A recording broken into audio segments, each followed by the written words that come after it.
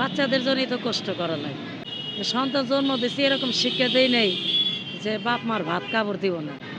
পোলাপানের তো মনে করো ভালো মন্দ রাখার জন্যই। নাম করতে মনে করো দিন যাবে পোলাপানের তো সুখে ফালে থিয়ে যাইতে হইবে। অশান্তি তার থাকা যাব না, মানুষে তার দেখবো না। পোলাপানের জন্যই কষ্ট করে।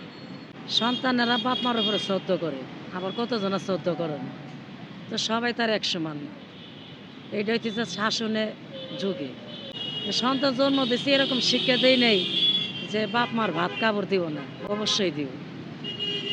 ছেলে ভালো আছে, আমার ছেলে মনে করেন অতিরিক্ত ভালোবাসে, মার উপরে ভক্ত বেশি। কিন্তু এগর দুনিয়ার বাড়ির থেকে কইরে দিতে হয়ে যাবো যাতে জানি কইরা খাইতে পারে, এই পোলা বানার লেগে পরিশ্রম করি। সন্তান কোনোদিন মার কাছে আবার খারাপ না। সন্তান যদি খারাপও যদি থাকে তবু তো মার কাছে খারাপ না। আল্লাহ জানি এগর আরও উন্নত দেয়। গেলে আমগর এই সন্তানেরা কোনো দিন বেদবি শিক্ষা দেয় নাই যে মার একটা যে আঘাত দিয়ে কত কব এই আঘাতটা আজ পর্যন্ত দেয় নাই। কিন্তু সন্তানের ভালোর জন্য রাস্তাঘাটে খাটে, এইটাই হয়েছে কথা।